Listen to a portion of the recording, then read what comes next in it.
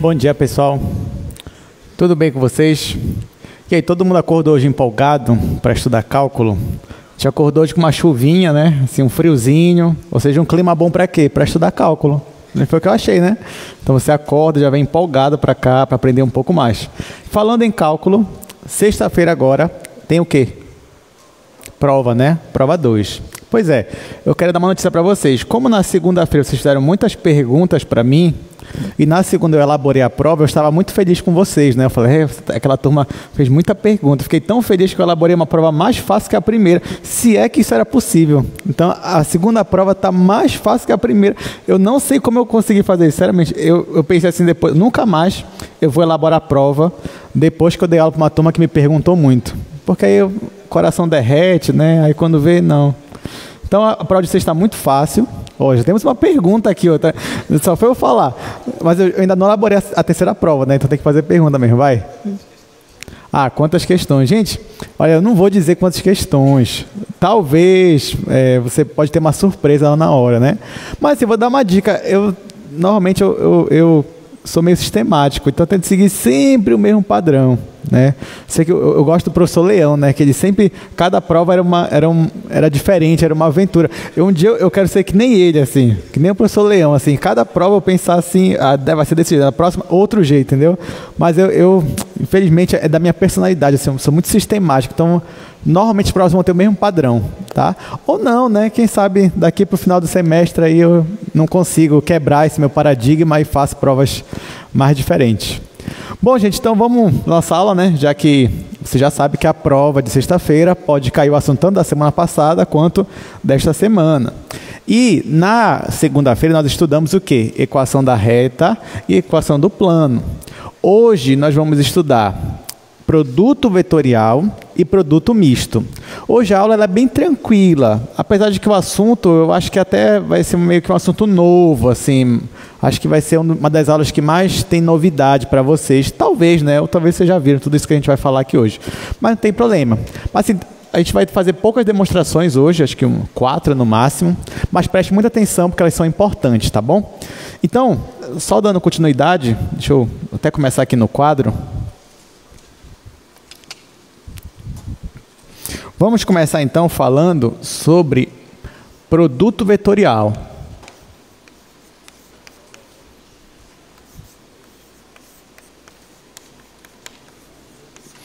Tá, gente, olha só. Eu poderia chegar aqui e já definir. Produto vetorial é isso daqui. Pronto, acabou. Mas claro que a gente nunca faz isso, né? Você pelo menos tem que entender de onde vem essa definição. Por que eu vou definir dessa forma? Então, na verdade, aqui eu queria dar uma motivação para vocês de por que nós vamos estudar isso. E para eu dar essa motivação, eu preciso voltar um pouquinho para o que a gente estuda na segunda-feira. Então, na segunda-feira nós terminamos a aula falando sobre equação do plano.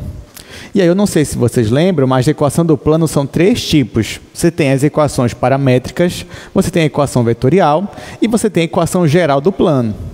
A equação geral do plano, ela tem algumas vantagens. A primeira vantagem é que ela precisa de menos informação. Ela te dá menos informação e você já obtém a equação. Porque no caso da equação geral, você só precisa de 2 informações, que é um ponto do plano e um vetor normal. Só. Tendo essas 2 coisas, você consegue a equação. Uma segunda vantagem é que a equação geral do plano ela é muito mais enxuta, ela é muito mais compacta, ela é só uma equação, acabou. Essa equação já vai te dar um plano. Então, é natural, né, talvez, quando vocês voltaram para casa, na segunda-feira, vocês estavam estudando essas equações do plano, e é natural vir a seguinte pergunta, falar assim, poxa, eu tenho as equações paramétricas, como é que eu conseguiria, a partir delas, obter a equação geral do plano? Vocês pensaram isso? Acho que é todo mundo que pensou, né? Todo mundo voltou para casa, estudou, fez muito exercício. Então, essa é uma pergunta natural. Porque, olha só, para você ter a equação geral do plano, você precisa do quê? De um vetor normal. Aí eu te pergunto, as equações paramétricas, lá nelas, tem o vetor normal ali explícito? Sim ou não? Não tem. O que você tem lá? Você tem 2 vetores, mas nenhum deles é normal. Os 2 vetores são o quê? Vetores diretores. Então, eles são paralelos ao plano. Nenhum deles é um vetor normal. Ora, mas então vem a pergunta. Será, essa pergunta que é importante, será que a partir de 2 vetores, paralelos ao plano, por exemplo, eu conseguiria obter um vetor normal? Já pararam para pensar nisso? Importante, né? Porque se eu consigo obter o vetor normal, eu consigo a equação geral do plano.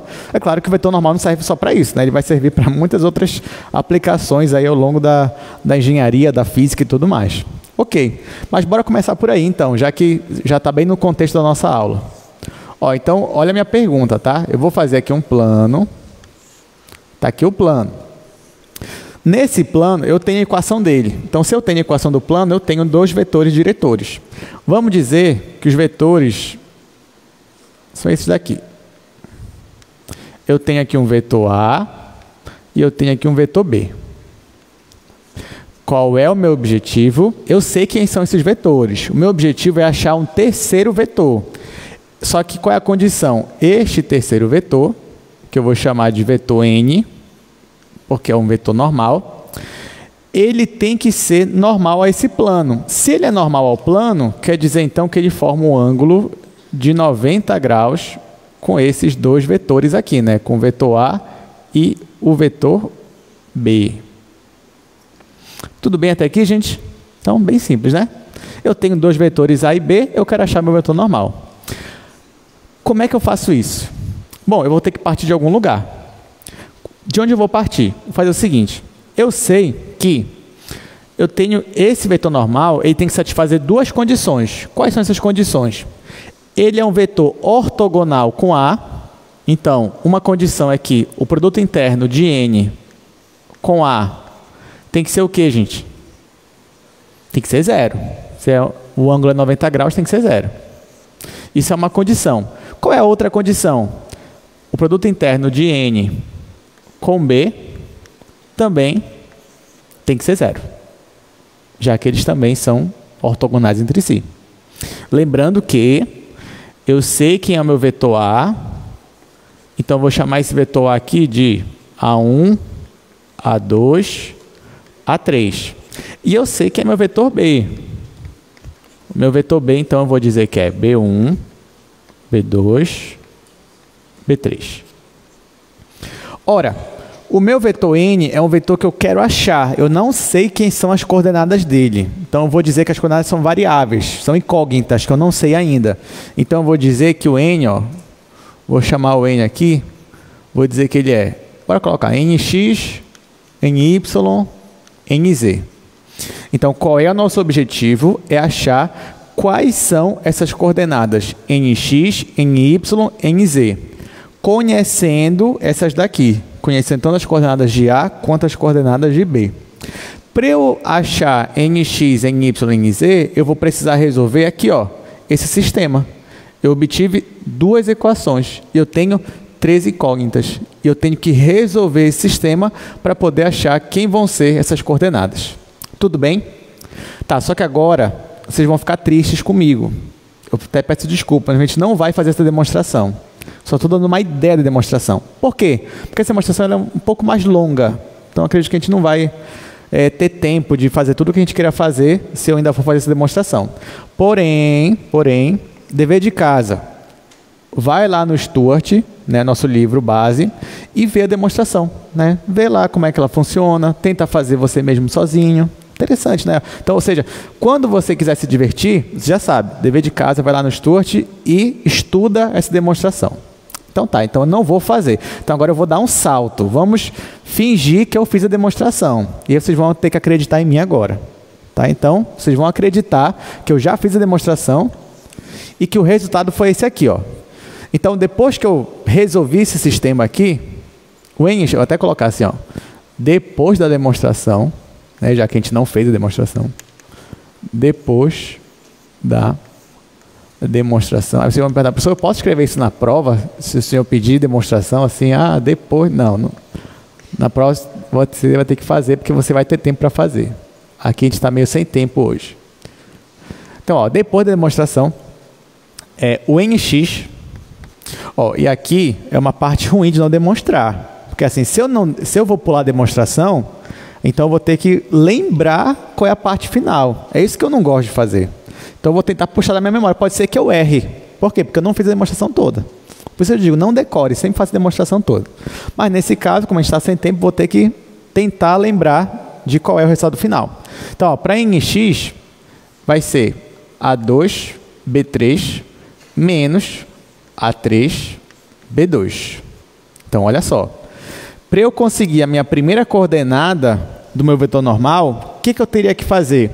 Eu teria que pegar a segunda coordenada do A, que está aqui, multiplicar pela terceira do B. Teria que multiplicar esse número com esse número. E depois eu ia ter que subtrair desse daqui vezes esse. Tudo bem? De onde vem isso? Resolvendo o sistema. Quando eu resolvo o sistema, eu chego nessa expressão. E para NY? Para NY, eu teria A3 vezes B1 menos A1 vezes B3. Tá? Então, eu ia ter que pegar esse número aqui, multiplicar por esse, depois diminuir desse daqui vezes esse. Aí eu ia obter a minha segunda coordenada. E para terminar, o NZ seria A1 B2 menos A2 B1. Tudo bem, gente? Ah, professor, eu vou ter que decorar essa fórmula? Não, você vai ter que decorar, a gente vai melhorar. A gente vai deixar ela assim mais bonita, mais elegante. Só que lembrando, tá? Isso aqui, esse pedaço todinho aqui, é só uma coordenada do meu vetor N. Esse outro aqui é outra coordenada do vetor N. E esse outro aqui é outra coordenada. Então, se eu juntar os três aqui, vai ficar um elemento aí, né, bem extenso. E eu vou fazer isso agora. Então, olha só como é que ficaria aqui. O meu vetor N, então, ele seria só em x A2B3 menos A3B2. Em y, A3B1 menos A1B3. Depois, em z, seria A1B2 menos B2, menos A2B1. Está aqui. Então, essa seria a fórmula, entre aspas, que você teria que lembrar para poder calcular esse vetor normal. Lembrando que esse vetor normal é um vetor que é ortogonal ao mesmo tempo, tanto para A quanto para B. Só que eu vou escrever a mesma coisa, só que de outro jeito. Eu vou escrever na base canônica. E vocês já vão entender por que eu vou fazer isso, tá? Então, esse mesmo vetor aqui, eu não vou mudar ele, só que eu vou escrever na base canônica. Então, para esse primeiro termo aqui vai ficar A2B3 menos A3B2 I. Está aqui o I. Mais, a esse daqui, A3B1 menos A1B3 J. E, por último, mais A1B2 menos A2B1 K. Pronto. Professor, é assim que eu vou ter que decorar? Não precisa. Agora, olha só. Essa expressão que vocês estão vendo aqui, eu vou rearranjar ela. Eu vou escrever ela de uma outra forma, mais elegante, mais bonita. Aí, veja se vocês vão concordar comigo. Esse lado direito aqui seria a mesma coisa que eu fazer isso daqui, ó. Que eu pegar uma matriz, agora eu vou fazer uma matriz 3×3 aqui. Nessa matriz, na primeira linha, eu vou colocar os vetores da base canônica, I, J e K. E nas outras linhas, eu vou colocar as coordenadas dos vetores A e B. Então, por exemplo, na segunda linha, eu vou colocar A1, A2, A3. E na última linha, eu vou colocar B1, B2, B3. Olha só, se você fosse calcular o determinante dessa matriz aí que eu escrevi no quadro, você ia reparar que a gente ia voltar exatamente para cá. É mesmo? É. Quer ver? Ó, por exemplo, para o I, né? Ó, foca aqui no I. Você ia multiplicar aqui, de cima para baixo, ia ficar positivo. Então, ia ficar A2B3. Está aqui A2B3. Onde? No vetor I. Quando você fosse fazer a volta, né, de baixo para cima negativo, ia ficar B2A3 vezes I. Tá aqui, ó, B2A3 e o I. Aí você ia formar a primeira coordenada com essa base canônica. A mesma coisa, se você fizer o resto, você ia chegar nessas outras fórmulas aqui, basta você fazer esse determinante. Então perceba, eu só coloquei na forma de determinante de matriz só para ficar uma expressão muito mais fácil do que essa. E isso daqui é muito mais fácil de lembrar do que essa daqui. Vocês concordam comigo? Mas no fundo é a mesma coisa os dois. É a mesma coisa. Mas então, por que eu defini isso daqui, gente? Lembrando, eu defini essa matriz aqui porque eu queria um vetor que fosse ortogonal ao mesmo tempo, tanto para A quanto para B. Quando eu resolvi meu sistema, eu fiquei com uma expressão, ó, assim. E eu não queria assim, eu queria uma coisa mais fácil de eu assimilar. Mas eu percebi que isso daqui é a mesma coisa que o determinante dessa matriz. Então, nós vamos ficar hoje com essa expressão aqui, ó. E o determinante dessa matriz aqui é a fórmula para você achar esse vetor normal. Só que essa expressão que a gente está fazendo aqui, de calcular esse determinante, eu vou dar um nome especial para ele. Eu vou chamar isso daqui, ó, de produto vetorial. Então, na sua mente, o que significa produto vetorial? Significa calcular um terceiro vetor que é perpendicular aos outros dois simultaneamente. Isso que vai ser produto vetorial. De onde ele vem? Do nossa demonstração, e no final a gente chega aqui nessa fórmula, nessa expressão. Tudo bem, gente? Então, ó, eu vou dar um nome para isso daqui. Então, isso daqui eu vou chamar de produto vetorial. Então, agora você já sabe o que é produto vetorial, você já sabe a motivação dele, você já sabe o que ele está fazendo. Só que eu não vou chamar de N, tá, gente? Até porque toda vez vou ter que dar uma terceira letra, não. Então, ao invés de eu chamar de N, eu vou chamar aqui, ó. Vou dizer que N, na verdade, vou colocar assim, A, X, B. Então, isso aqui significa que eu estou fazendo... Esse N que eu calculei é o produto vetorial de A com B. Tá? Então, o produto vetorial de A com B seria você resolver essa matriz. E, claro, quando você faz o produto vetorial, você joga aí nessa regrinha, você acha um terceiro vetor. Esse terceiro vetor é um vetor perpendicular aos outros dois. Ok, alguma pergunta até aqui? Bem tranquilo, né? Vocês ficaram tristes porque a gente não fez demonstração? Oh, sim, né? Sabia. Mas isso não vai mais acontecer. Se tem uma pergunta, diga. Olha, boa pergunta. Qual é seu nome? Olha, o Caio fez uma boa pergunta. Fala, professor, mas se eu calcular isso daqui, né? Porque o produto vetorial, o senhor está me dizendo que é isso daqui. Isso não vai me dar um escalar? Porque o determinante tinha que dar um escalar. Sim ou não? Sim, é verdade. Só que, olha só, Caio, interessante, né?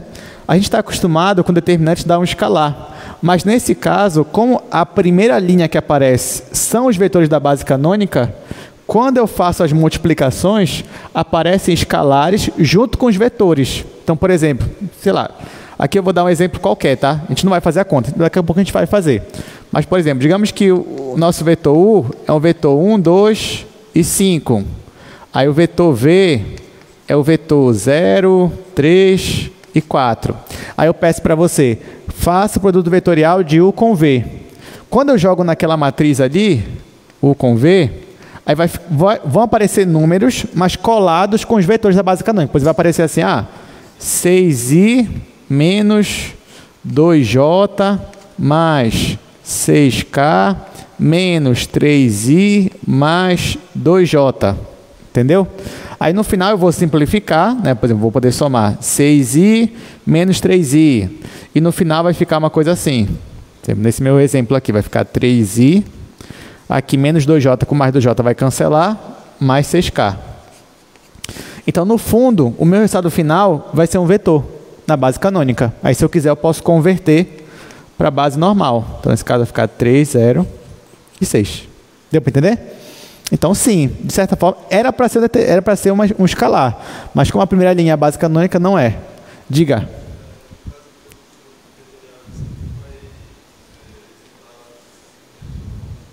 Muito bem, qual é seu nome? Olha, o Matheus está perguntando, professor, então quer dizer que o produto vetorial, ele sempre vai resultar no vetor normal? Resposta é sim. Quer dizer, desde que, a gente vai ver uma condição depois, mas sim, em geral sim, sempre vai ser um vetor normal. A não ser, ou vai ser um vetor normal, ou vai ser um vetor nulo. Mas a gente vai ver a condição ali para ele ser nulo, tá? Mas sim, a priori, toda vez vai ser um vetor normal. Muito bem, bem observado. Diga.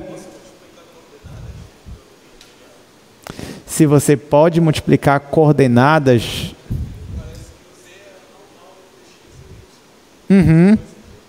Faz sentido. Qual é o seu nome? Edson. Edson, faz sentido. Estou entendendo. Ou seja, olha só. Vou pegar a tua pergunta aí. Vou pegar a sua pergunta aí, ó. Bom, levando esse raciocínio, né, vendo as consequências dele, significa o seguinte: se eu tiver aqui os três eixos aqui, o eixo X, eixo Y e eixo Z. Aí eu pego aqui, ó, o meu vetor da base canônica é o vetor I, meu vetor da base canônica aqui J, meu vetor da base canônica aqui K. Bom, eu sei que o meu vetor I é o vetor 1, 0, 0. Eu sei também que o meu vetor J é o vetor 0, 1 e 0. E eu pergunto, quanto será que vai dar se eu fizer produto vetorial de I com J? Né? Por exemplo, se eu fizer produto vetorial de I com J, bora exercitar, ficaria assim, ó, ficaria uma matriz onde aqui ia aparecer IJK. Na segunda linha, eu ia colocar as coordenadas do meu vetor I, que é 1, 0, 0. E depois, na última linha, eu ia colocar as coordenadas de J. 0, 1, 0. E ia fazer essa conta aqui. O meu I aqui vai zerar, o meu J vai zerar, eu só vou ter o K. 1 vezes 1 vezes K, que vai dar K. Depois, para cá, né?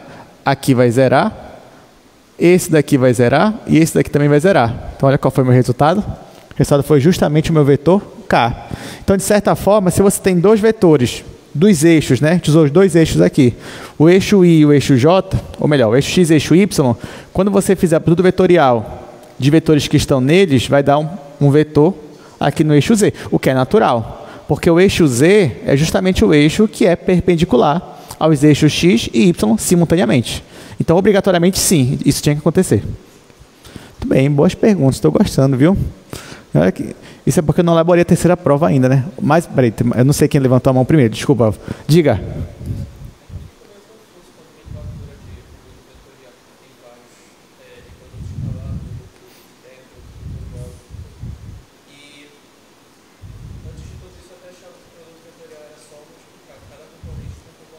Uhum.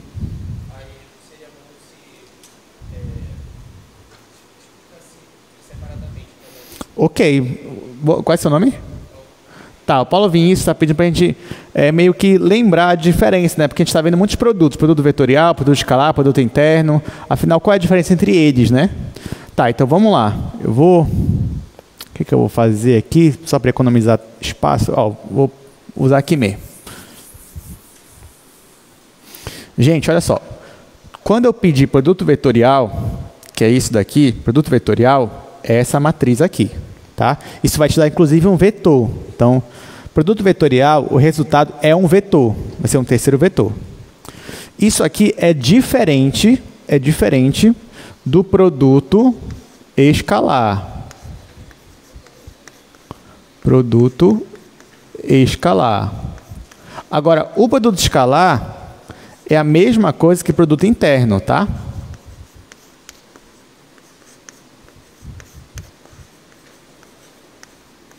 O que é o produto escalar e o produto interno? No caso, se eu fosse fazer A, produto interno com B, aí eu já não faria essa conta aqui do determinante. Não, o que eu faria era pegar A1 vezes B1, mais A2 vezes B2, mais A3 vezes B3.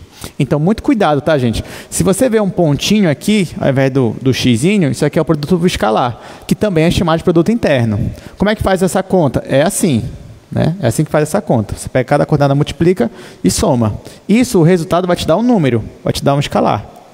Agora, se aparecer isso daqui, ó, a XB, eu estou falando de produto vetorial. Então, nesse caso, não é assim.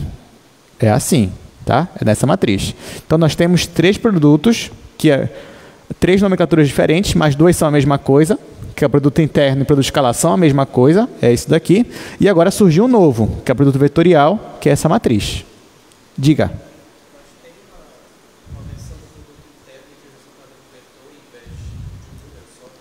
Não, não tem. Boa pergunta. O produto interno, ele não vai ser um vetor.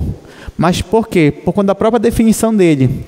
Porque nas definições, o que a gente está pegando? As coordenadas dos vetores, que são escalares, e multiplicando entre si e somando. Então, por definição, o produto escalar sempre vai ser um escalar. Isso é pela definição dele. Então, não tem como. A não ser que você começasse a misturar algumas coisas, mas ia precisar ficar bem definido, né? Se você colocasse ali vetor dentro de vetor, só que isso já é outra história. A gente precisaria definir bem essas coisas. Mas, a priori, não. Vai ser sempre escalar. Tudo bem? Vai, Paulo. Desculpa, o Paulo tinha levantado.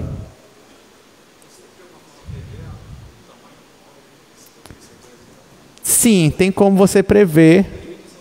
Sim, tem como. E diz sim. Olha, o Paulo está perguntando aqui se esse vetor aqui, né? Porque no caso a gente fez ainda agorinha, a gente fez o produto vetorial de I com J e deu justamente o K. Mas não existe só o K, que seria um vetor que é perpendicular aos outros dois. Existe qualquer vetor que você pegar dentro do eixo Z e obedecer.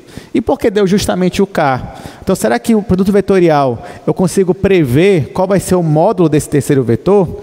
E esse módulo vai me dizer alguma coisa? A resposta é sim e sim. Só que eu não vou te responder agora, porque esse assunto ainda é para a aula de hoje. Mas sim, mas guarda essas perguntas aí que a gente vai responder elas.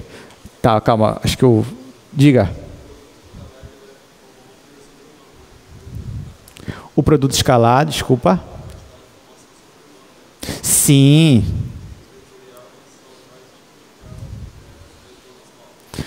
Boa pergunta, olha só. Perguntaram agora se a gente já sabe que o produto interno ou produto escalar, ele me dá uma informação sobre o ângulo entre os vetores. Isso é verdade. O produto escalar, ele só vai me dar esse vetor normal, ele não vai me dar mais nada. Na verdade, o produto vetorial também vai nos dar uma informação sobre o ângulo entre os vetores. A gente vai ver daqui a pouco isso, mas ele também está conectado com o ângulo, tá? Acho que... Boa pergunta. A gente também já vai ver nas propriedades deles. Só que, claro, a gente vai ter que provar agora, né? Eu tenho que... Só que por conta, como eu falei, né? Com as demonstrações deles, são demonstrações um pouco grandinhas, né? Aí daqui a pouco eu vou jogar as propriedades todinhas dele, a gente vai ver se ele é comutativo, se ele é associativo, a gente vai ver tudinho, tá bom? Aí a gente vai ver quando talvez mude um sinal, aí a gente vai ver isso daqui a pouco. Mais alguém perguntou alguma coisa? Diga.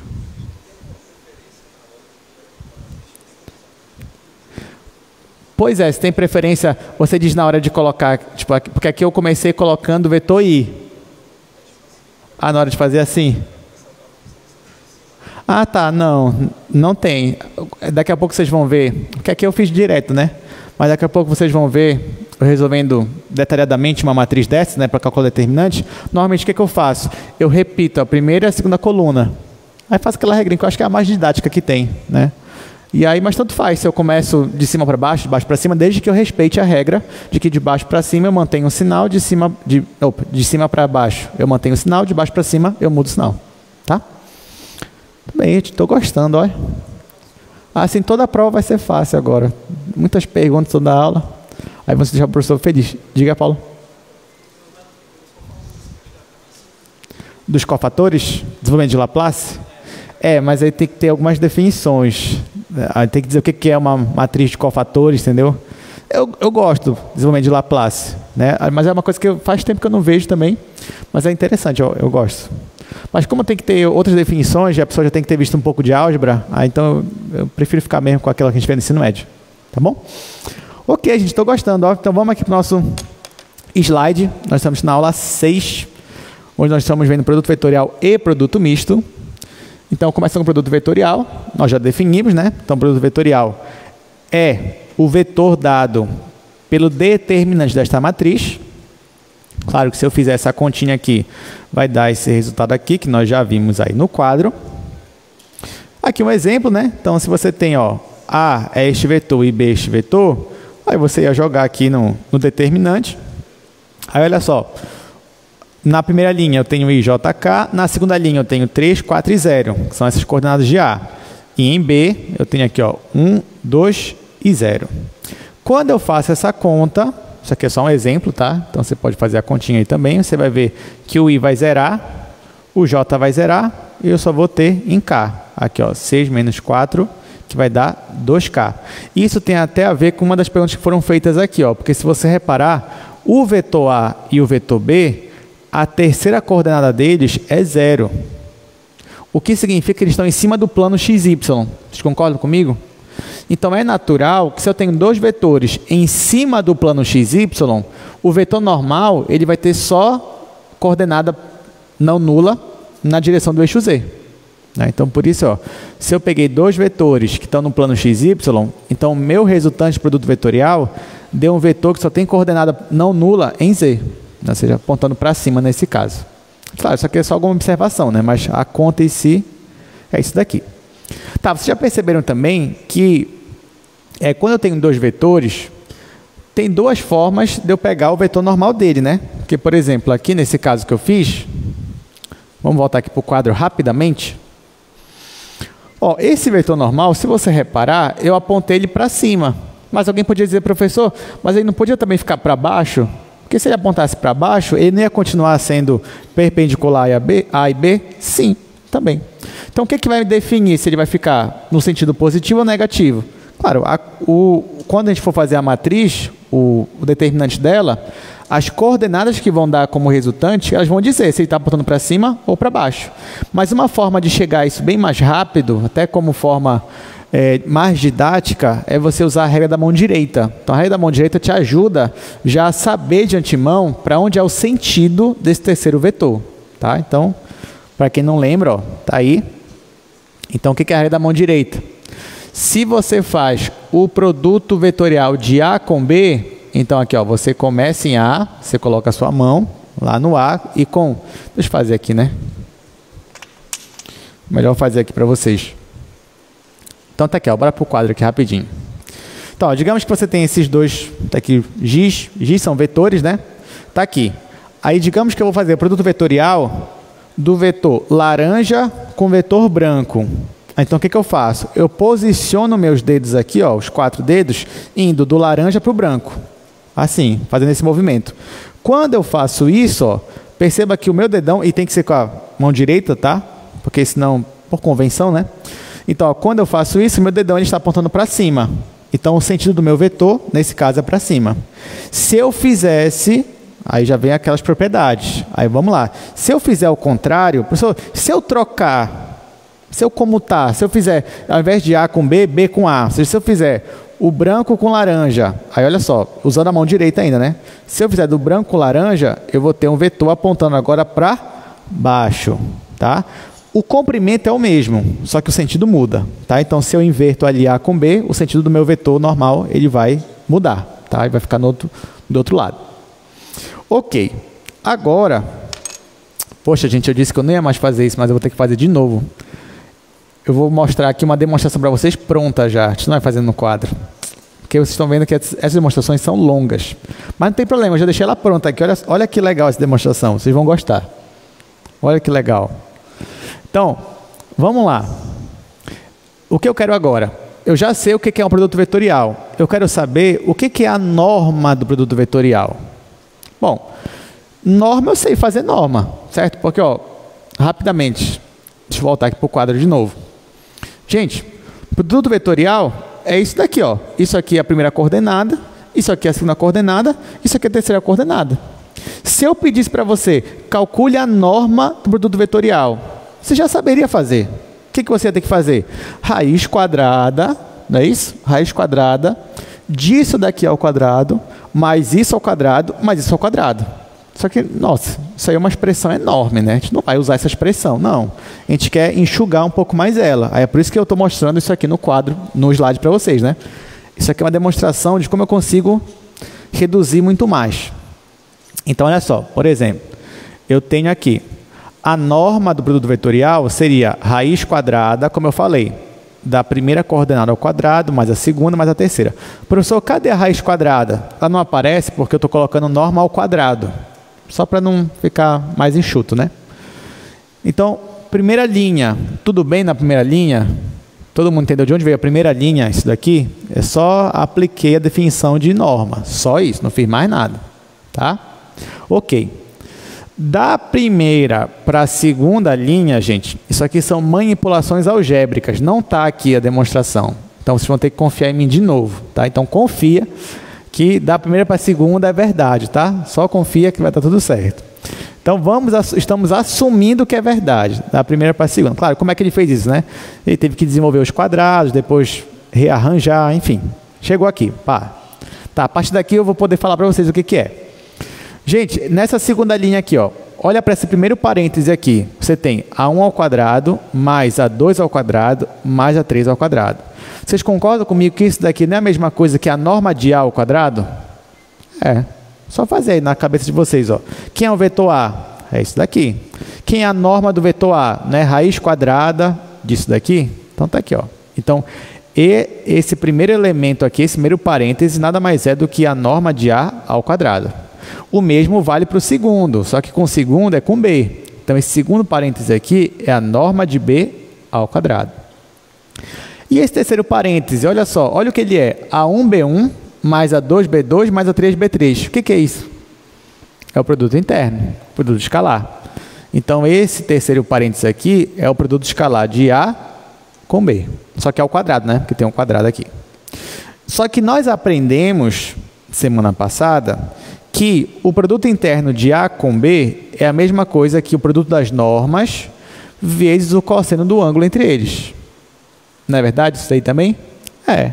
Então é só substituir este daqui por essa expressão, só que está tudo ao quadrado, né? Por causa desse quadrado aqui.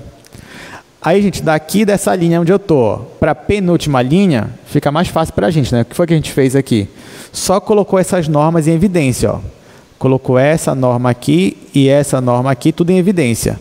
Quando eu faço isso, fica 1 menos cosseno ao quadrado. Tá? Só que 1 menos cosseno ao quadrado é a mesma coisa que o quê? Que seno ao quadrado. Então, no final, olha só, a norma do produto vetorial vai ser igual ao produto das normas vezes o seno do ângulo entre eles, né? Porque aqui agora eu vou jogar a raiz quadrada nos dois lados. E eu vou obter isso daqui. Tá? Quando eu jogo a raiz quadrada dos dois lados, eu obtenho exatamente essa expressão. Professor, não era para o seno ficar módulo de seno? Era. Mas não esqueça que esse ângulo é o menor ângulo entre os vetores. Se ele é o menor ângulo entre os vetores, esse ângulo está entre 0 e π radiano, o 0 e 180. Nesses dois quadrantes, o seno ele pode ser negativo? Não. Então, por isso que o módulo não interessa ali, o módulo seno é sempre positivo nessa região. Então, está aqui. Então, olha só que interessante. A gente acabou de achar uma expressão que envolve o ângulo entre os vetores, mas agora envolvendo o produto vetorial. Então, ó, já respondemos uma das perguntas que foram feitas ainda agora, né? Que, na verdade, o produto vetorial, ele também me dá uma informação sobre o ângulo, só que agora é sobre o seno do ângulo. Mas tudo bem, né? Tanto o seno quanto o cosseno, você pode achar o ângulo θ. Só que agora você vai usar o arco seno dessa expressão que ele está dando aqui. Gente, agora me diga uma coisa. Se esse ângulo aqui, ó, se esse ângulo aqui é 0. Opa, temos uma pergunta? Diga. Temos. Excelente pergunta. Ó, a pergunta foi a seguinte: nós temos uma interpretação geométrica para isso daqui que a gente está vendo? A resposta é sim. Aliás, ela é belíssima, a interpretação geométrica. A gente vai ver no próximo slide. Só vou mostrar mais uma coisa aqui, mas não, no próximo não. Ainda vou ver algumas propriedades, mas daqui a pouco a gente já vai ver, que é muito legal essa propriedade. Tá, gente, deixa eu fazer a minha pergunta que eu quero aqui no quadro. Só para a gente entender melhor. Olha só, a gente acabou de aprender então que a norma do produto vetorial, e é a norma, tá, gente? A norma do produto vetorial é igual ao produto das normas vezes o seno do ângulo,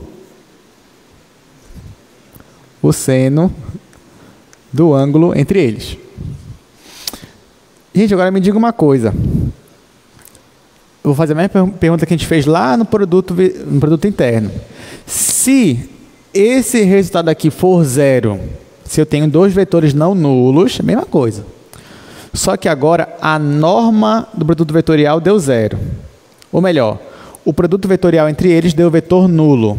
O que isso significa? O que significa?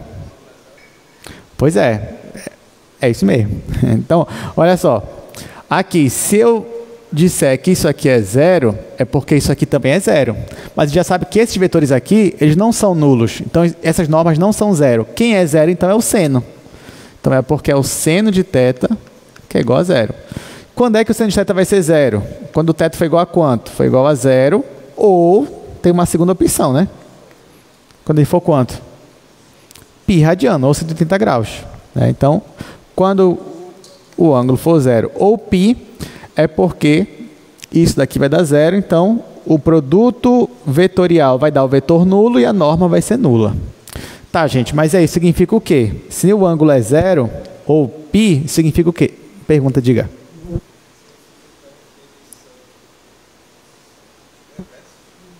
Muito bem. Isso aqui, no caso, olha só, se o ângulo é zero, é porque você tem dois vetores o quê? Colados um no outro, na mesma direção. Ou se o ângulo é π radianos, é porque um vetor está para lá e o outro está para cá. Das duas formas, eles estão na mesma direção. Aí, no caso, eles são paralelos. Então, dois vetores são paralelos se somente se o produto vetorial entre eles for o vetor nulo. Então, agora a gente já sabe, né, mais uma propriedade. Porque até então, o que a gente fazia para perceber se dois vetores são paralelos? A gente teria que achar um múltiplo, ou seja, um escalar que multiplicando o vetor ia dar outro. Não é isso que a gente fazia? Só que dava um certo trabalho. Agora não. Agora, ó, calcula o produto vetorial. Deu vetor nulo? Ah, então você já sabe. Opa, então é porque esses vetores aí, eles são paralelos. Ok, gente? Bom, então é isso que eu ia mostrar agora. Essa proposição. Então, ó, os vetores A e B são paralelos se somente se o produto vetorial entre eles é nulo. Muito bem. Então, está aqui, ó, as propriedades, finalmente. Então, primeira propriedade, se você pega um vetor e faz o produto vetorial com ele mesmo, vai dar o vetor nulo. Faz sentido, né? Porque o vetor com ele mesmo, eles são o quê? Paralelos, né? Se você pega o mesmo vetor e pega outro vetor igualzinho a ele, eles têm tudo igual. Então, eles têm a mesma direção, então eles são paralelos. Se eles são paralelos, a gente acabou de ver que o produto vetorial vai ser nulo. Tá. Outra, olha só, está aqui. Outra resposta aqui sendo feita. Se você faz A vetorial com B, isso é igual a menos B vetorial com A. Tá? Então, não é exatamente igual, você tem, mas é a menos de um sinal ali. Só um sinalzinho, né, que vai mudar. Até pela regra da mão direita a gente percebeu isso também. Outra, aqui, ó, terceira propriedade. Se você pega um escalar alfa e multiplica o produto vetorial aqui, isso é a mesma coisa que você fazer. Pega o alfa, multiplica só com A, depois faz o produto vetorial com B, ou pega o A e faz o produto vetorial de alfa vezes B. Dá no mesmo também. E por último, propriedade associativa, ó, se você faz produto vetorial de A com B mais C, isso é igual ao produto vetorial de A com B mais produto vetorial de A com C. Tudo bem? Tá, agora vamos para uma parte belíssima agora, que é a interpretação geométrica. Tá? Então, para a interpretação geométrica, eu vou demonstrar duas coisas aqui no quadro. Agora sim eu vou demonstrar, tá, gente? A gente já vai entender qual é o significado geométrico disso que a gente está aprendendo. Então, eu vou fazer... Acho que eu vou fazer no primeiro quadro. Vocês já vão entender o que é esse desenho aí.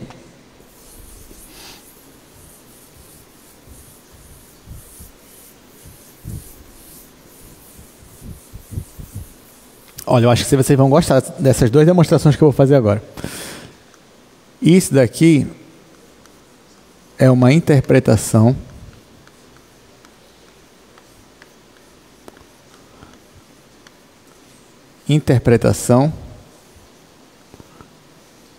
geométrica.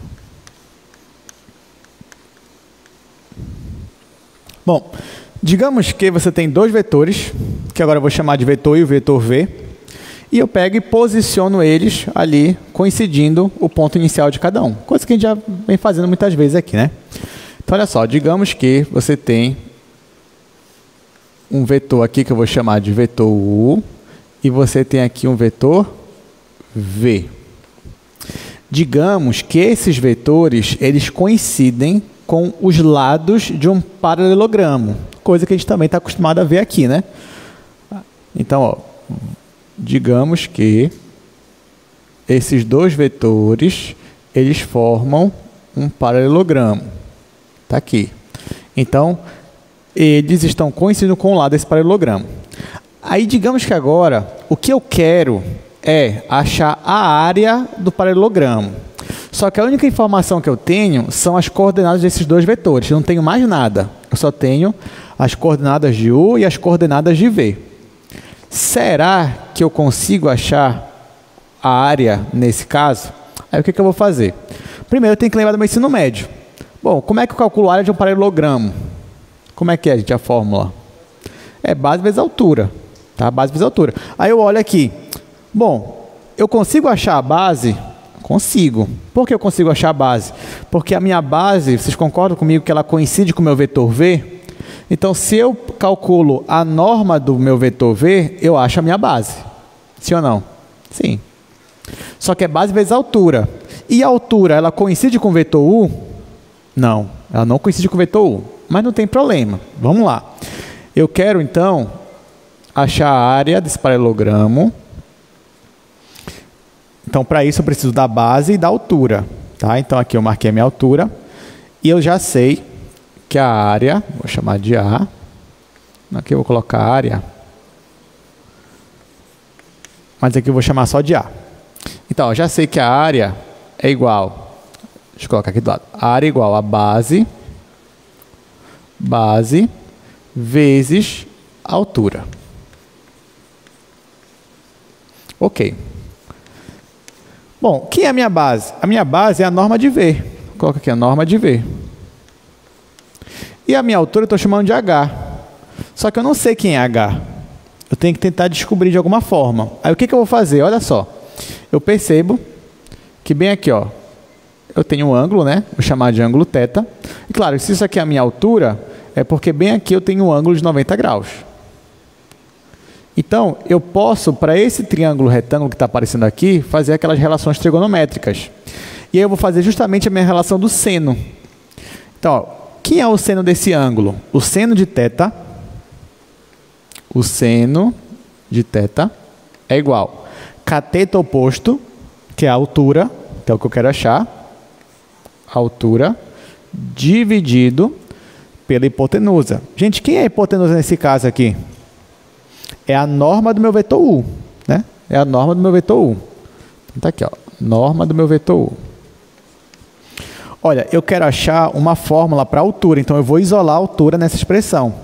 Então, a altura vai ser igual a norma de U vezes o seno do ângulo θ. Está aqui. Então, ao invés de eu escrever a altura assim, eu vou substituir por isso daqui, norma de U vezes o seno. Vou fazer isso aqui na fórmula da minha área. Tá? Quando eu faço isso, vai ficar assim, área igual a norma de V vezes norma de U vezes o seno do ângulo entre eles. Pessoal, mas a gente acabou de aprender que o produto das normas vezes o seno do ângulo entre eles, entre os vetores, é o quê? É a norma do produto vetorial. Então, a área desse paralelogramo vai ser a norma do produto vetorial. Olha só que interessante. Quer dizer, então, que quando eu calculo a norma de um produto vetorial, no fundo, eu estou calculando a área do paralelogramo formado por esses dois vetores. Sim. Tá? Então, você lembra lá no seu ensino médio, ensino fundamental, que a gente chegava nessa parte aqui de encontrar a área de paralelogramo, a gente não tinha uma raiva dessa parte. Por quê? Porque quando você estava calculando a área, você calculava o quê? De um retângulo, né? Você tinha base do retângulo e você tinha comprimento e largura. Aí você queria calcular a área, você fazia base vezes largura. Não era assim que a gente fazia? Aí quando chegava no paralelogramo, a gente queria usar essa medida aqui, né? Que a gente queria usar, só que a gente não podia. Aí a pessoa dizia assim, não pode. Tinha que usar essa altura aqui. Agora você pode. Agora você pode. Porque se você tem esse vetor aqui e você tem esse vetor, você não precisa nem da altura mais. Você faz o produto vetorial entre eles, calcula a norma, acabou. Você achou a área do seu paralelogramo. Interessante, né? Aí olha só que interessante também. Gente, se esses dois vetores fossem paralelos, eles iam formar um paralelogramo? Sim ou não? Não iam. Se eles fossem paralelos, eles não iam formar um paralelogramo. Nesse caso, quanto seria a área de um paralelogramo, desse paralelogramo? Ia ser 0. O que coincide com o que a gente viu ainda agora. Se dois vetores são paralelos, a norma do produto vetorial é 0. Nesse caso, a área do paralelogramo é nula também, porque eles não estão formando um paralelogramo. Tudo bem? Gostaram aqui da... Bacana, né? Interessante. Bem, é isso mesmo, gente. Agora vamos para a próxima interpretação. Tem mais uma aqui para a gente fazer, mas também parte dessa daí que a gente fez.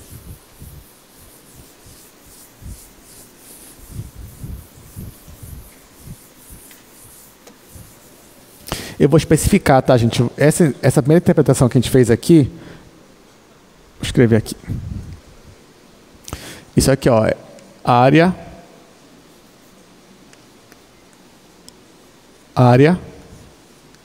do paralelogramo.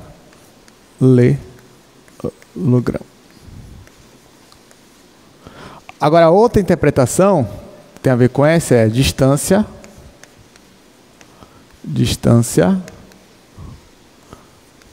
de um ponto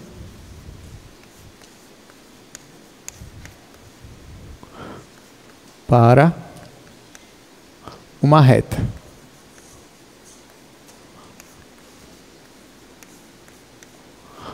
Olha só, outra coisa interessante que você pode... Opa, temos uma pergunta, diga.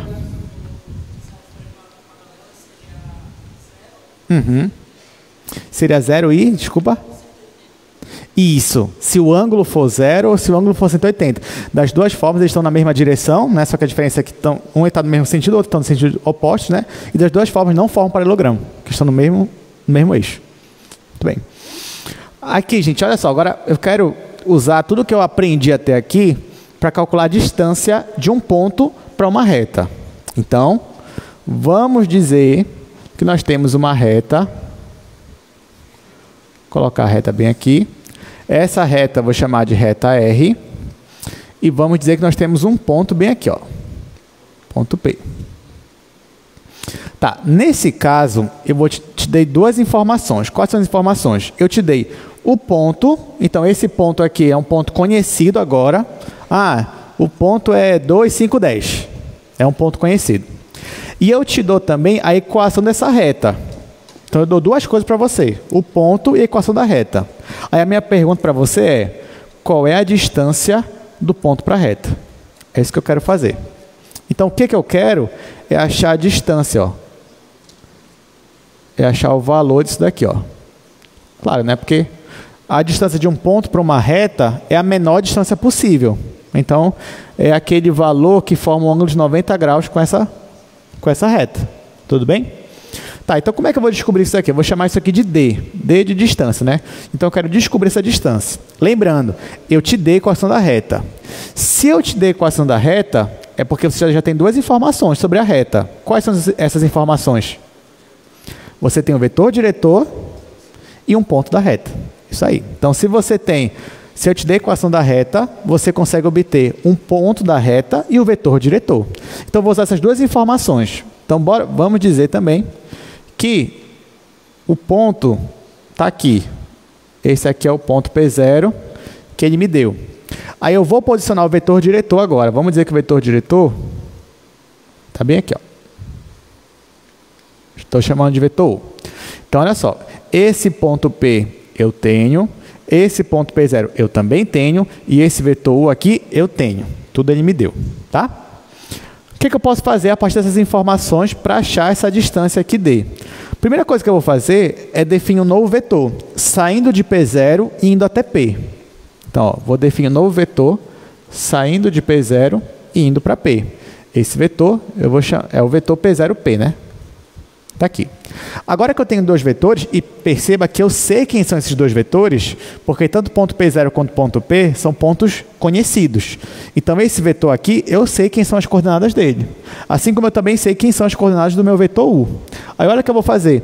Com esses dois vetores, eu vou formar um paralelogramo. Vou formar aqui um paralelogramo. Formei, tá? Eu sei calcular a área desse paralelogramo? Sei. De duas formas diferentes. Como é que eu conseguiria calcular essa área aqui? Primeira forma. Bom, a forma mais direta que eu sei é a área da base vezes a altura. Quem é a minha base? É o meu vetor U. Então, ficaria norma de U vezes a minha distância D. Isso seria uma forma de calcular. Só que eu acabei de aprender uma nova forma de calcular área de paralelogramo, que é pela norma do produto vetorial. Então, eu sei também que para essa mesma área, eu conseguiria calcular de uma outra forma. Qual seria? Usando a norma do produto vetorial. Desses vetores, né? Que é o vetor U e o vetor P0P.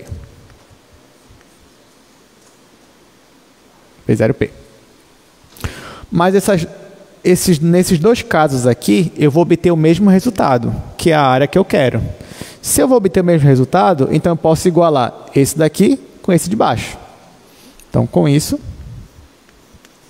eu vou ter que a norma de U vezes a minha distância que eu quero achar é igual à norma do produto vetorial. Aí, o que eu faço, gente? Esse vetor eu sei quem é, assim como eu sei quem é esses vetores aqui também, esse produto vetorial. Eu só quero achar a distância D. Então, só vou isolar agora a distância D.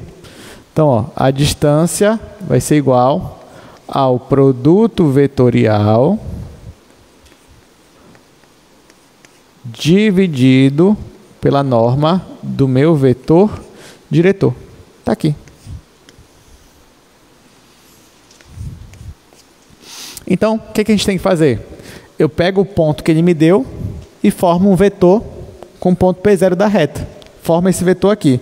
Depois que eu formei esse vetor, eu calculo o produto vetorial desse vetor com o meu vetor diretor. Calculo a norma e divido pela norma do meu vetor diretor. Isso vai me dar a distância desse ponto P até a minha reta. Gente, detalhe, tá? Vocês devem ter percebido que, como a gente falou, quando eu calculo o produto vetorial, se eu mudo a ordem, troco o sinal, certo? A gente viu ainda agorinha aqui, se eu tenho, por exemplo, vetorial de A com B é igual a menos vetorial de B com A. Tudo bem? Só que essa mudança vai influenciar na norma? O que vocês acham? Essa mudança de sinal vai influenciar na norma? Não. Porque lembra que a norma, por definição, ela sempre vai ser não negativa, tá? Então, na norma, tanto faz se você fizer U vetorial com P0P ou P0P vetorial com U. Se você está na norma, não tem problema, o resultado é o mesmo, tá? É só uma observação. Gente, alguma pergunta? Diga, Paulo. Por projeção? Sim, né? Poderia projetar, você teria que achar esse vetor aqui, faz a projeção desse vetor nesse, sim, seria muito bem, seria possível também. Sim.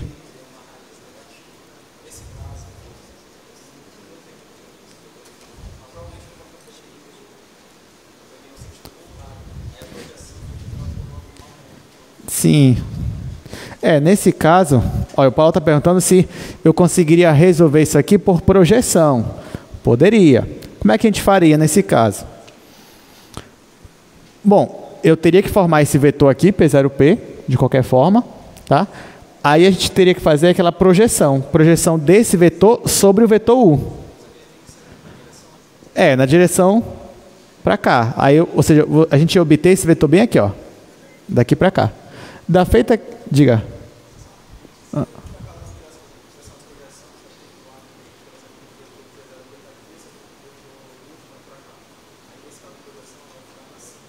Sim, entendi.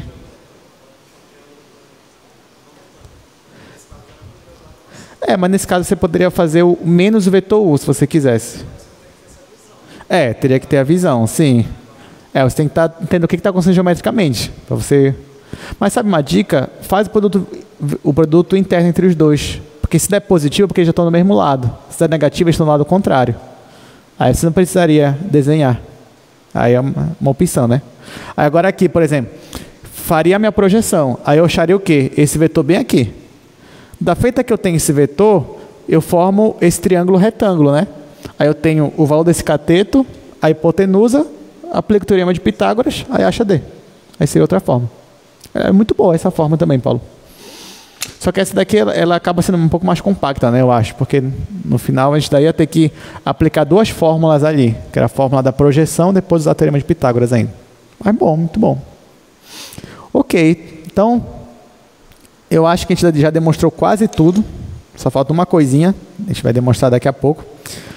Mas vamos fazer uns exercícios primeiro, né, que a gente não fez quase exercício hoje. Então, olha só, calcule a área do paralelogramo determinada pelos vetores A e B.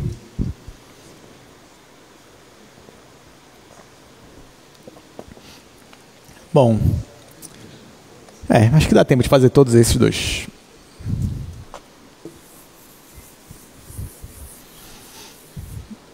Então, primeiro exercício.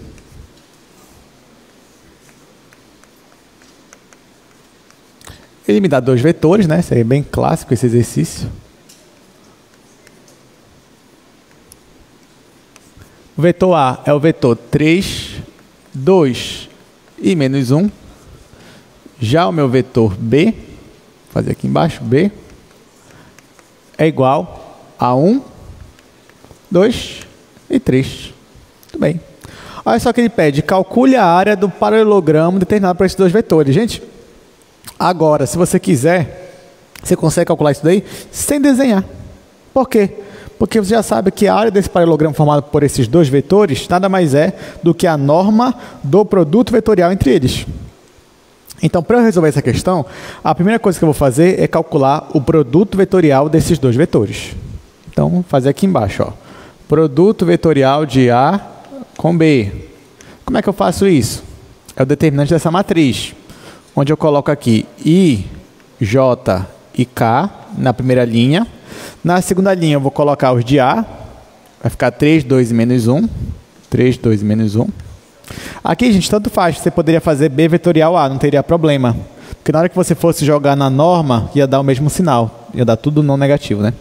Agora eu vou colocar aqui de B, que é 1, 2, 3. 1, 2, 3. Aí, ó, como é que eu vou fazer para calcular esse determinante? Acho que a forma mais didática é usar aquilo que a gente aprendeu no ensino médio. Eu vou repetir as duas primeiras colunas. Então, vai ficar assim, ó. I, 3 e 1. J, 2 e 2. Aí agora, eu vou multiplicar de cima para baixo primeiro. Aqui, ó, fazer essas multiplicações. Isso aqui vai dar igual. 3 vezes 2, 6. Vezes I, 6I. Aqui, 1 vezes menos 1, menos 1. Então vai ficar menos J. Aqui, 2 vezes 3 também é 6. Então vai ficar 6K. Pronto, agora eu vou multiplicar de baixo para cima, só que eu vou trocar o sinal. Então, 2 vezes 1 é 2, vai ficar 2K, então vai ficar menos 2K. Menos 2K. Aqui, 2 vezes menos 1 seria menos 2, só que como eu vou trocar o sinal, vai ficar mais 2, então mais 2i. Mais 2i. Por último, 3 vezes 6 é 9, então vai ficar mais 9j. Mais 9j. Olha, agora é só combinar aqui, só juntar, né? Por exemplo, aqui, ó, 6i mais 2i. Então, 6i mais 2i vai ficar 8i. Aqui, j, menos j com mais 9j. Então, vai ficar... Não, aqui eu errei, né? É menos 9, né? é menos, porque 3 vezes 3 vai dar 9, tudo bem. Mas como eu estou fazendo de baixo para cima, eu teria que trocar o sinal. Então, menos 1 com menos 9 vai ficar menos 10. Menos 10J. Por último, mais 6K menos 2K vai ficar mais 4K. Ok, então está aqui. Isso aqui é o produto vetorial, só que ele quer a área. A área é o quê? A área é a norma deste vetor. Que vetor é esse, né, gente? Esse vetor aqui é o vetor 8 em x, menos 10 em y, 4 em y, ou 4 em z. Então, vamos lá. A área que eu quero achar vai ser a norma desse vetor, esse vetor AB. E como é que você calcula a norma? Você já sabe. Raiz quadrada, aqui, ó, 8 ao quadrado, mais menos 10 ao quadrado, mais 4 ao quadrado. Agora é só fazer a conta, né? Aqui, gente, 64 mais 16, 80, mais 100, 180. 180. Está aqui. Aí, se você quiser racionalizar, você, assim, fatorar, você pode, né? Tanto faz, mas acho que isso aqui vai dar 6 raiz de 5. Unidade de área, tá? Já que ele não me deu a unidade. Então, está aqui. Aí, como é que faz? Só lembrar, 180 é a mesma coisa que 36 vezes 5. Né? Aí, 36, a raiz quadrada é 6. Ou então, faz por partes. 180 é 9 vezes 20. A raiz de 9 é 3. Aí, 20 é 4 vezes 5. A raiz de 4 é 2. Aí, fica 3 vezes 2, 6. Mas isso aqui é detalhes, né? O mais importante é o que a gente fez anteriormente. Então, a gente calculou rapidinho a área de um paralelogramo usando 2 vetores. Né? Então, olha os poderes aí que a gente tem agora, né, com esse assunto aí de vetores. Bora fazer o segundo exercício agora, ele é interessante também. Olha só, calcule a área do triângulo formado pelos vértices.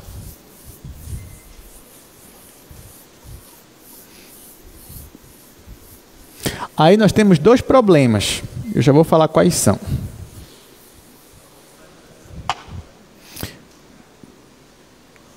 Deixa eu só anotar primeiro aqui.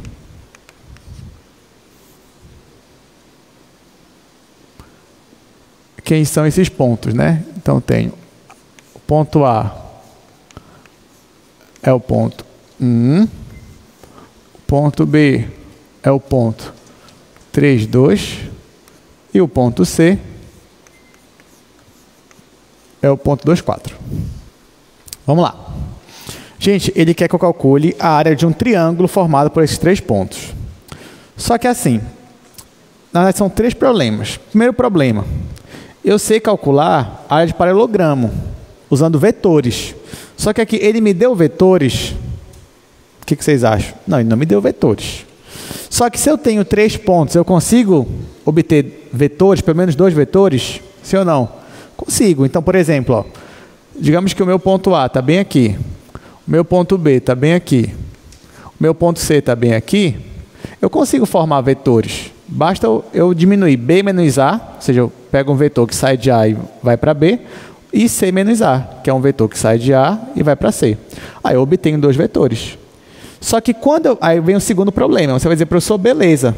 Mas quando o senhor usa aquela fórmula da norma do produto vetorial, isso vai me dar uma área. Mas a área de quem? A área do paralelogramo. Só que não é a área do paralelogramo que eu quero. É a área do triângulo. Aqui, ó. É a área do triângulo. E aí o que eu faço então, gente? Basta dividir por 2, né? Porque um triângulo é metade do paralelogramo. Então não tem problema. Você pode usar a mesma fórmula, só que você tem que ter o cuidado de dividir por 2, já que você quer o triângulo e não o paralelogramo. Tá, então já resolvemos 2 problemas. Só que tem um terceiro problema. Sabe qual é o terceiro problema? Ó, o terceiro problema é que esses vetores aqui que você vai achar são vetores bidimensionais ou tridimensionais? São bidimensionais. E como é que vai ficar, então, o produto vetorial? O produto vetorial, quando a gente foi definir os vetores, eles eram o quê? Tridimensionais. Ah, professor, mas não pode ser bidimensional? Gente, não faz sentido ser bidimensional. Porque olha só, se você está em 2 dimensões e você tem 2 vetores em 2 dimensões, não faz sentido eu perguntar assim, me dá um terceiro vetor que é perpendicular aos 2 ao mesmo tempo, se eu estou num mundo bidimensional. Não é verdade? Não faz sentido. Essa pergunta de achar um terceiro vetor que seja perpendicular aos outros 2 simultaneamente só faz sentido no R3. Então, por isso que o produto vetorial ele só é definido no R3. Tá? Os vetores eles têm que ter 3 coordenadas. Mas não tem problema, porque aí vai entrar aquela história do engenheiro, né? Não tem problema. Basta eu marcar esses pontos aqui, onde? No espaço. Né? Não se preocupe com isso, vai dar certo. Então, só que aí, gente, vem o lado matemático de vocês, né? Não, mas aí não é a mesma coisa. Não, tudo bem. Não vão ser os mesmos pontos, vão ser outros, vão ser os parentes deles. Então não vai ser o A. Ao invés de eu trabalhar com A, eu vou trabalhar com ponto atil. Quem vai ser meu ponto atil? 1, 1 e 0. Ó, não é o mesmo ponto, então matematicamente não estou errando em nada aqui. Estou marcando um outro ponto parecido com aquele, é o tio dele, tá? Mas é 1 e 0. Aí eu vou marcar também o B tio. Quem é o B tio? É o 3, 2 e 0. E quem é o C tio? É o 2, 4 e 0. Pronto. Aí eu vou marcar esses pontos no espaço. Vou marcar aqui do lado. Então, ó, por exemplo, se você tem aqui os eixos, vamos marcar aqui, por exemplo, aqui é o eixo X, aqui é o eixo Y, aqui é o eixo Z. Aí, ó, o atil é 1 em X, 1 em Y, 0 em Z. Então, bora dizer que 1 está aqui, bora dizer que 1 está aqui. Então, com isso, a gente marca esse primeiro ponto aqui. Esse ponto é o atil. Agora, eu vou marcar o betil, 3 em X, 2 em Y. Então, bora falar aqui, 2, 3, 2 em Y. Então, marco aqui, ó, o meu ponto betil. E agora o C, 2 em X, 4 em Y. Então, tá bem aqui mais ou menos, cetil. Ok. Esses são meus pontos. Agora, a partir deles, eu vou formar meus vetores. Então, posso formar um vetor saindo de A, indo para B, e outro vetor saindo de A, indo para C. Aí eu posso chamar esse vetor que vai de A para B de U, e esse vetor aqui que vai de A para C de V. Aí quem seriam os vetores? Bora marcar aqui. Vou marcar aqui embaixo mesmo. Ó, quem seria aqui? Só para a gente visualizar melhor. Quem seria o meu vetor U? O meu vetor U, basta eu pegar o meu ponto betil e subtrair do ponto atil. Então, B menos A. Isso vai me dar um vetor. Que vetor, gente? Basta eu fazer, ó. 3 menos 1, 2. Aí, 2 menos 1, 1. 0 menos 0, 0. Então, esse aqui é meu vetor U. Agora, eu vou fazer meu vetor V. Meu vetor V, basta eu pegar meu ponto C, subtrair do meu ponto A. Mesmo raciocínio. Então, vai ficar 2 menos 1, que é 1. 4 menos 1, que é 3. 0 menos 0, 0. Agora sim, eu vou conseguir fazer o produto vetorial e depois a norma do produto vetorial. Aí eu vou conseguir achar a área que eu quero. Deu para entender, gente, o raciocínio aqui? Interessante, né? Tá, então vamos fazer agora o produto vetorial de U com V. Então vai ficar aqui meu determinante, minha matriz. Aí eu vou fazer IJK. Aqui na segunda linha vai ficar 2, 1, 0. 2, 1, 0. E na última linha, 1, 3 e 0. Vou repetir as colunas aqui. Então vai ficar I, 2 e 1. J, 1 e 3. Pronto. Aí vamos multiplicar primeiro de cima para baixo. Quando eu faço isso, ó, aqui vai zerar por causa desse 0. Aqui também vai zerar. Aqui vai ficar 6K. 6K. Aí agora, de baixo para cima. Aqui vai dar menos 1K. aqui vai zerar e aqui vai zerar. Então, no final, o meu vetor foi 5K. Ora, 5K é o vetor 0, 0, 5. Então, olha só que interessante, né? No final, deu um vetor assim, né? Deu um vetor paralelo com o eixo Z. Então, esse vetor aqui, mais ou menos, é o meu vetor U vetorial V. Tá, mas eu queria achar esse vetor para quê mesmo? Para achar a área, né? Só que a área que eu quero vai ser a norma desse vetor dividido para 2. Então, para encerrar esse exercício, a área dele vai ser a norma deste produto vetorial, só que dividido para 2, porque é um triângulo, né? Bom, a norma desse daqui vai ficar raiz quadrada de 5 ao quadrado, né? Já que o resto é 0, que é 5. Então, a área vai ficar 5 sobre 2, 2,5 unidade de área. Pronto, achamos aí a área do triângulo. Bom, vamos lá, a gente já tem 20 minutos, bastante tempo, né? Então, vamos passar agora a falar um pouquinho sobre produto misto, tá? Olha só, no produto misto eu já vou chegar também com uma motivação, com uma interpretação geométrica. Então, digamos agora que você tem, ao invés de 2 vetores, que você tenha 3 vetores. E esses vetores juntos, eles coincidem com os lados de um paralelepípedo, com as arestas de um paralelepípedo, de um prisma, de algo tridimensional. Então, no caso, você teria mais ou menos isso daqui que está aparecendo.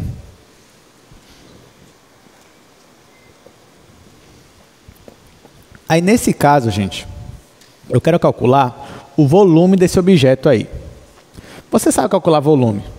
Volume, nesse caso, seria a área da base vezes a altura. Tudo bem? Gente, vocês concordam comigo que a base desse paralelepípedo é um paralelogramo? É. E esse paralelogramo tem como lados os vetores B e C? Sim, né? Então, se você fizesse a norma do produto vetorial de B com C, você ia obter a área da base desse objeto. Você já ia ter a área da base. O que está faltando? A altura. Eu te pergunto, o meu vetor A, ele coincide com a altura desse objeto lá? Não. Quer ver? Bora voltar para cá. O vetor A, ele não coincide com a altura. Mas não tem problema. Eu posso obter um vetor que coincide com a altura, ou pelo menos que tem a mesma direção da altura. Qual é esse vetor? Quando eu fizer B vetorial C, esse vetor ele vai ter a mesma direção da altura. Olha só. Não é verdade?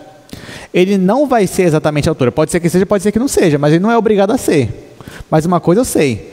Quando eu faço B vetorial com C, isso vai me dar um vetor, esse vetor azul aqui, que tem a mesma direção da minha altura, que eu quero achar. Mas não necessariamente ele é igual à altura. Até porque, nesse caso aqui, visualmente falando, perceba que esse vetor azul, ele passou da altura. Mas não tem problema. Não tem problema de passar da altura. A altura, ela é daqui até aqui. Tá? Então, olhando para esse desenho, gente, eu quero achar uma fórmula para a altura. Eu posso usar esse triângulo retângulo aqui, que vai daqui, onde eu estou aqui, até a altura, aí para cá e aqui. Bem aqui eu tenho um triângulo retângulo. E eu tenho esse ângulo θ. Então, se eu fizesse o cosseno de θ, quem é o cosseno de θ? É o cateto adjacente, que é a minha altura, dividido pela hipotenusa, que é a norma de A. Tá? Então, só resumindo aqui no quadro, que nós temos até agora. Então, nesse caso, nós queremos calcular o quê? O volume, né? Só que o volume, nesse caso aí, ele é área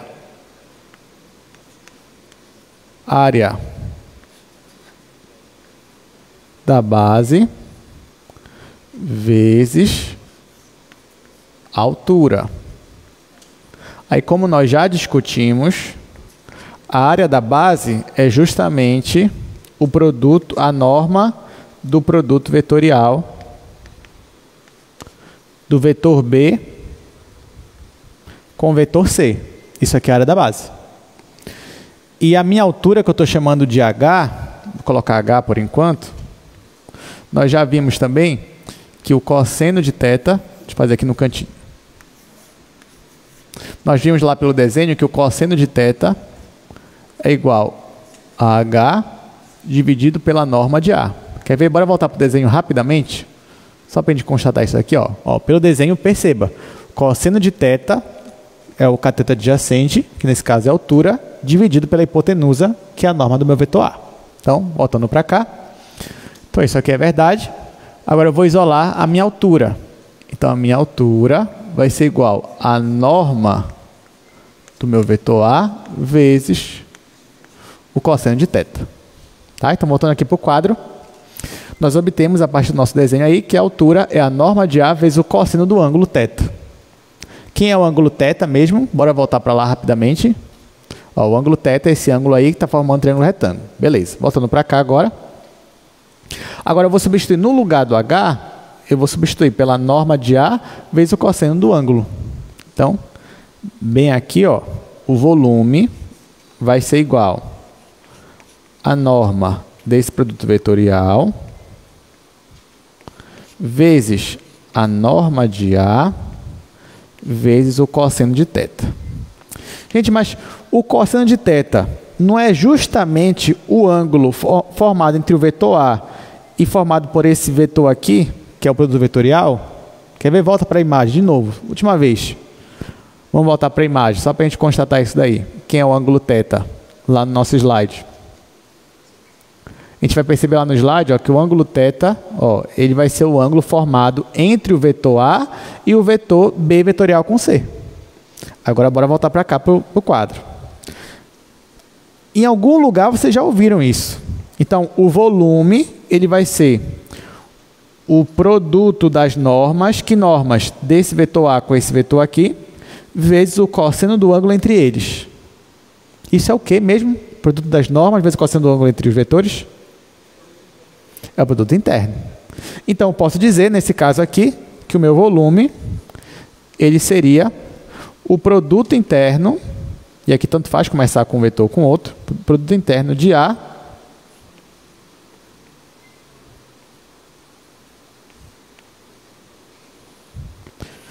então, o meu volume vai ser o produto interno de A escalar, né? Vai ser o escalar de A com o produto vetorial B com C. Isso daí, gente, que vocês estão vendo, perceba que a gente está misturando, né? Está misturando produto interno com produto vetorial. Isso daqui nós vamos chamar de produto misto, tá? Produto misto. Então, se vocês já ouvirem em algum lugar, isso daqui é o que nós vamos chamar de produto misto. E nós já estamos vendo aqui a interpretação geométrica dele, né? O produto misto, ele vai me dar o quê? Ele vai me dar o volume do paralelepípedo formado por 3 vetores, pelo vetor A, B e C, que é, no caso, isso daqui. Tudo bem?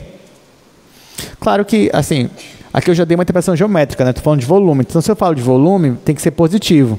Então, aqui eu teria que usar o módulo, tá? Mas vamos considerar pelo desenho que aquele ângulo lá, o cosseno está no primeiro quadrante.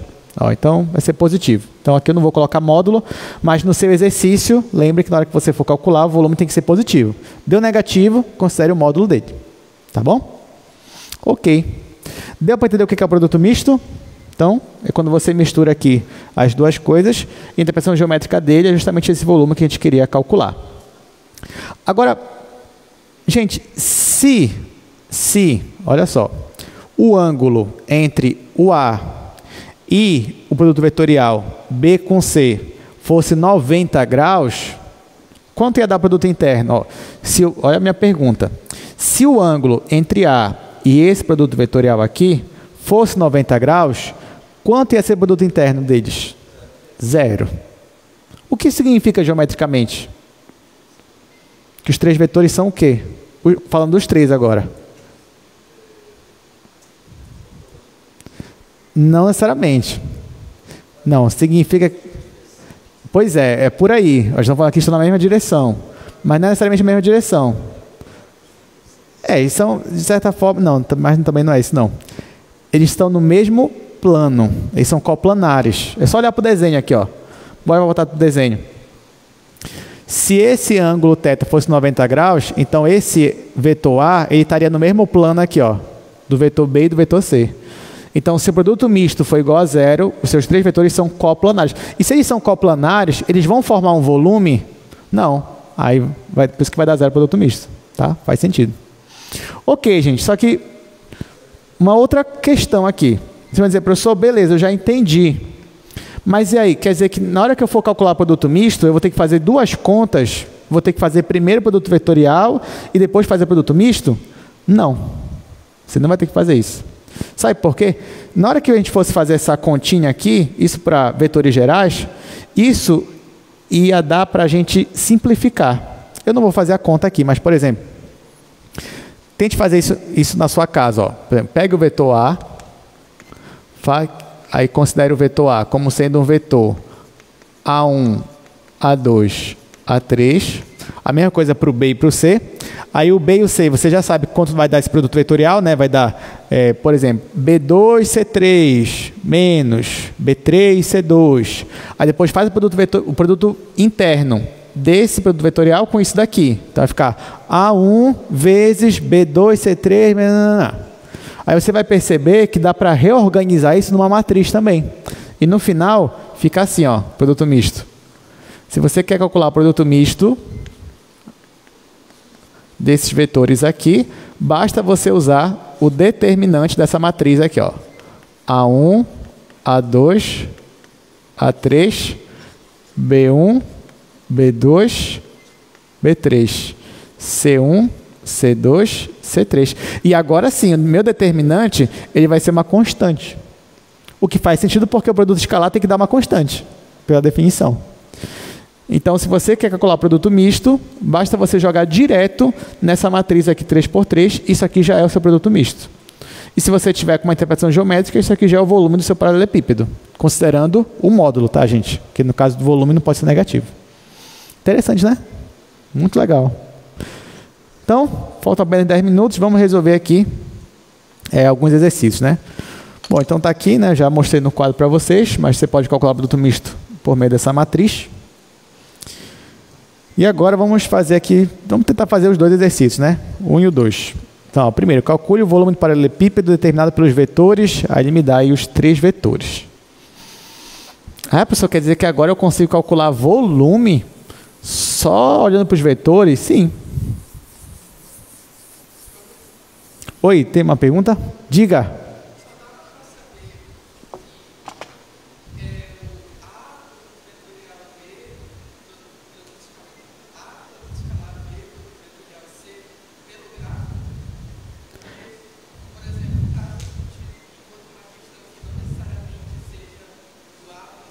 Sim, entendi. Não, entendi o que você estava falando. De fato, aqui a gente...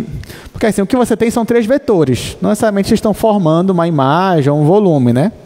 Aí, no caso aqui, a gente, como a gente faz? Por construção, eu fiz com que o A que ficasse ali com o produto interno. Mas eu não estou amarrado a isso. Eu poderia fazer com B ou fazer com C. No final, ia chegar no mesmo lugar. Então, se você tem três vetores e você quer achar o volume do paralelepípedo, ou do paralelepípedo lá formado entre eles, tanto faz se você escolher um para estar aqui, ou para estar aqui, ou para estar aqui. Não tem problema, você vai formar o mesmo volume. Se você tem três vetores, você vai formar o mesmo volume com os três, mesmo que você troque aqui a ordem das coisas. Tá? Então, aqui foi só uma questão didática mesmo, mas não tem problema trocar. Diga.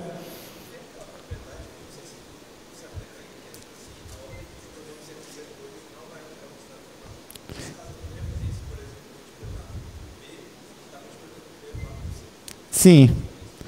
Nesse caso, sim, você não teria problema em trocar a ordem aqui, né? Só que só lembrando, gente, se você está falando de volume, aí considere sempre o módulo. Porque dependendo das suas trocas, né, pode trocar o sinal. Então, se é volume, só considere o módulo. Aí que você não vai ter problema. Mas tirando isso, sim, você pode fazer essas trocas, não tem problema. Sim. Sim.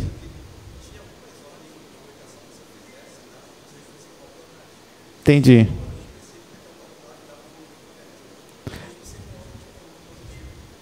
Tá, mas nesse caso você está dizendo que, dependendo da ordem que você fazer aqui, é como se você estivesse no mesmo plano.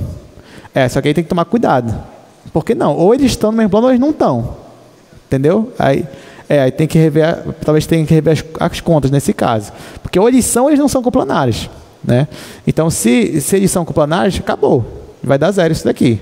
Agora, se eles não são, aí não tem como, aí não vai dar zero mesmo. Tá? Porque não esquece que é o se e somente se. Um produto interno só vai dar zero se e somente se, né, tiver 90 graus ali, e nesse caso eles estão no mesmo plano. Tá? Aí você só vai ter que olhar para esse detalhe. Muito bem. Então, vamos voltar lá para o slide, que tem essa questão para a gente fazer. Ó, ele me deu 3 vetores, A, B e C. Deixa eu só colocar aqui as informações. O primeiro é 6, 3 e menos 1. O segundo é 0, 1 e 2. E o terceiro é 4, menos 2 e 5. Aí tá. Aí pede volume, né? Só que volume a gente já sabe. Então, volume vai ser o determinante dessa matriz que eu vou colocar agora aqui no quadro. Então, o que eu vou fazer, gente? Vou colocar... Já vou fazer direto. Eu já sei que é o produto misto disso daqui. Então, já vou montar minha matriz. Que vai ficar 6, 3, menos 1. 6, 3, menos 1. Aqui vai ficar 0, 1 e 2. E, por último, 4, menos 2 e 5. Vou repetir as duas colunas. 6, 0 e 4. 3, 1 e menos 2. E vou fazer essa conta. Então, vou multiplicar primeiro, de cima para baixo. 6 vezes 1 vezes 5 vai dar 30. 3 vezes 2 vai dar 6, vezes 4, 24. Aqui vai zerar. Então, agora eu vou olhar de baixo para cima. De baixo para cima, trocando sinal. 4 vezes 1 é 4, vezes menos 1, menos 4. Mas trocando sinal vai ficar mais 4. Aqui, menos 2 vezes 4 vai dar menos 4. Vezes 6, menos 24 de novo. Mas aqui vai ficar mais. E aqui vai dar 0. Fazendo essa conta, aqui vai dar 48, 52, 82. Então, 82 unidade de volume. Ou seja, a gente fez tão rápido, né? Uma coisa que antes parecia, pra gente era impossível praticamente. Você tem 3 vetores, como é que eu vou achar o volume? Mas agora já sabe. Rapidamente você acha, né, o volume que você queria achar. Última questão. Olha só, sejam... Aí, de novo, ele me dá 3 vetores, só que detalhe. Esses vetores determinam as arestas de um tetraedro, não é de um paralelepípedo. Tá? E nesse caso, como é que a gente vai calcular o volume? Bom, tetraedro, você pode considerar como se fosse uma pirâmide, né? Até trouxe aqui um desenho dele. Ó, tá aqui. Então, esses 3 vetores, eles não estão formando um paralelepípedo, eles estão formando um tetraedro. Então, uma pirâmide. Mas não tem problema, certo? Como é que você calcula o volume de uma pirâmide, gente? Área da base vezes a altura dividido por 3. Então, pensando nisso, ó, vou fazer aqui. Vou aproveitar isso daqui.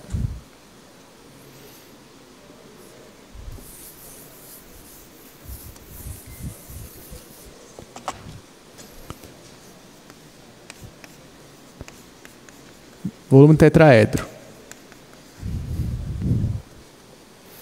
Olha só, gente. Se eu fosse fazer volume tetraedro, eu já sei que é a área da base vezes a altura, só que tudo isso aqui, ó, dividido por 3. Tá? Seria isso daí. Só que a área da base, vocês concordam comigo que nesse caso seria o produto vetorial dos 2 vetores lá da base, a norma deles, dividido para 2. Porque qual é a base do tetraedro? Não é um triângulo? Então, a gente fez isso ainda agora. Então, essa área da base aqui seria isso daqui, só que agora dividido por 2. E tudo isso aqui, ó, dividido para 3, tá? Seria isso aqui dividido por 2, tudo isso dividido para 3. No final, ia ficar assim o volume, ó. O volume ia ficar esse produto vetorial, a norma dele, vezes a minha altura, tudo dividido para 6. Só que a altura não muda aquele raciocínio lá que a gente estava usando. Então, no final, esse volume ia ficar o produto misto o produto misto, só que dividido para 6. Então, de onde surgiu esse 6? O 3 veio da fórmula da pirâmide e o 2 veio porque eu precisei dividir por 2, já que era um triângulo a minha base. Aí deu 6. Então, o que eu vou fazer agora? Calcular meu produto misto e dividir por 6. Só isso. Então, vamos fazer, né? Vamos até repetir aqui, vou fazer nesse quadro aqui de novo.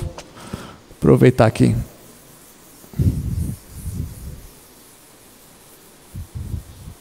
Vamos só pegar as medidas lá dos vetores, né? Deixa eu até voltar aqui meu slide. 450, 4, 5, 0, 0, 1 e 2, 4, menos 2 e 5. Aí aqui, ó. Oi. Tá errado? Eu errei alguma coisa? O que foi que eu errei? Ah, não, é verdade. Que eu olhei no de cima, obrigado. Eu estava olhando de cima. Então, embaixo, 4, 5, 0, tá certo? 3 menos 2 e 1. 3 menos 2 e 1. 3 menos 2 e 1. Agora tá certo, né? Estou olhando para o certo. 1, 1 e menos 1. Pronto. Então, agora bora aqui. Então, vai ficar 4, 5 e 0. 3 menos 2 e 1. 1, 1 e menos 1. Aí eu vou repetir, como eu estou fazendo toda hora. 4, 3 e 1. 5 menos 2 e 1. Vou multiplicar de cima para baixo. Isso aqui vai ficar 4 vezes menos 2 vezes menos 1, né? Então no final vai ficar 8 positivo. Aqui 5. E aqui vai dar 0. Agora, de baixo para cima. Aqui vai dar 0. Aqui vai dar menos 4. Menos 4. E aqui, ó, menos 15, né? 3 vezes 5 é 15. Só que menos 15 com menos daqui da fórmula é mais 15. Só que não esqueça, né? Que o nosso volume, nesse caso, é esse determinante dividido para 6. Então, eu vou ter que dividir isso aqui por 6. No final, bom, 5 mais 15 é 20, 28 menos 4, 24, 24 dividido para 6, dá 4 unidades de volume. E acabou. Então, alguma pergunta? Só fez essa continha aí. Diga, Paulo. Não entendi? Não, quer ver? Vamos, entendi. Ó, o Paulo está perguntando se a base seria um paralelogramo. Ó, é só voltar para a imagem aqui do tetraedro. Olha aí, a base é um triângulo, tá? Aí por isso que a gente teve que dividir por 2. Aí por isso que deu esse resultado aí. Bom, então é isso, gente. Com isso a gente encerra a nossa aula de hoje. Na próxima aula a gente vai ver funções vetoriais. Boa prova. Opa, tem uma pergunta, pode falar.